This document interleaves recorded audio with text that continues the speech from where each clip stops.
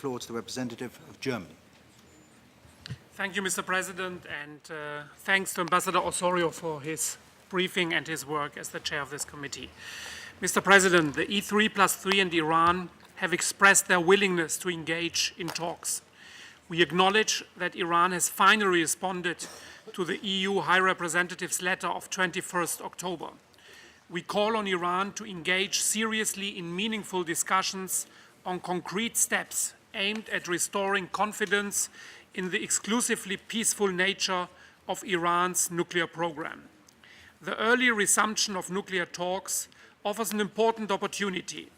It is now up to Iran to seize the moment and to return to the negotiation table in a constructive spirit and to be ready to cooperate. Last week, Foreign Minister Westerwelle reiterated our concern that the Iranian nuclear program challenged the stability of the Middle East region and the international non-proliferation regime. In the debate on the situation of the Middle East, my minister made clear that a nuclear-armed Iran was not acceptable. We are concerned that despite efforts made so far, access to Parchin was not granted to the latest EIA missions. We also regret that Iran recently increased its uranium enrichment activities at the Fordow and Natanz facilities, as reported by the EIA. It remains essential that Iran intensify its cooperation with the agency in order to resolve all outstanding substantive issues, in particular those relating to possible military dimensions. We repeat our call on Iran to finally comply in full and without delay with all its international obligations under relevant resolutions of this Council and the Board of Governors. We urge Iran to apply the modified Code 3.1 and to implement the additional protocol. Mr. President, it's unfortunate that Iran continues to be in violation of its international obligations. As we were told during today's briefing, more cases of sanctions violations were reported. We reiterate our concern at the weapons exports from Iran to other countries, especially to Syria, but also to Hezbollah. Likewise, we notified, together with France, the United Kingdom, and the United States, yet another violation of operative paragraph 9 of Resolution 1929, the launch of the Navid satellite into space in early February 2012, using Iran's Safir space launch vehicle. These incidents underline the importance of properly implementing the existing sanctions regime. The 1737 Committee and its panel of experts have a vital role to play in this regard.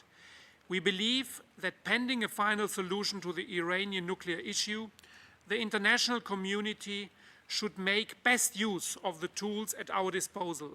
We welcome that there will be a briefing by the committee's chair in early April to inform the broader UN membership about how to implement the Iran resolutions.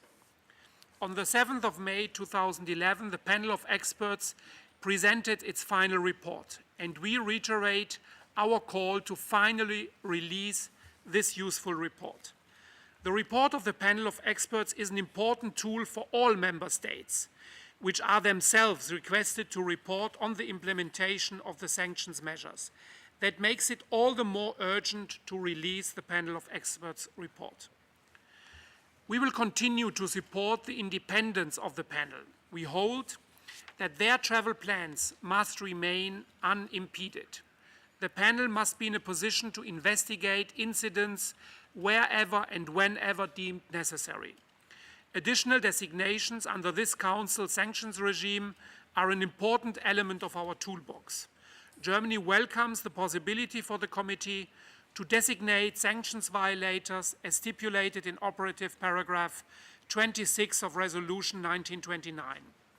We support the listing of sanctions violators to demonstrate to all individuals who disrespect this Council's resolutions that they will be confronted by harsh measures for their wrong conduct. Mr. President, let me finally reiterate our determination to find a diplomatic solution to the Iranian nuclear issue.